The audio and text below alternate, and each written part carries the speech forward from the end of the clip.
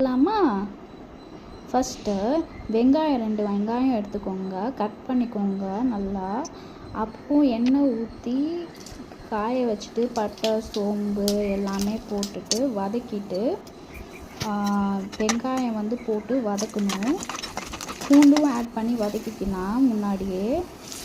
நான் வந்து கொஞ்சம் லேட்டாக வெங்காயத்துக்கு அப்புறம் வந்து கருவேப்பிலை போட்டேன். அதுக்கு முன்னாடியே கூட கருவேப்பிலை போட்டுக்கலாம். போட்டு நல்லா வதக்கிட்டு தேவையான அளவுக்கு உப்பு போட்டுக்கணும்.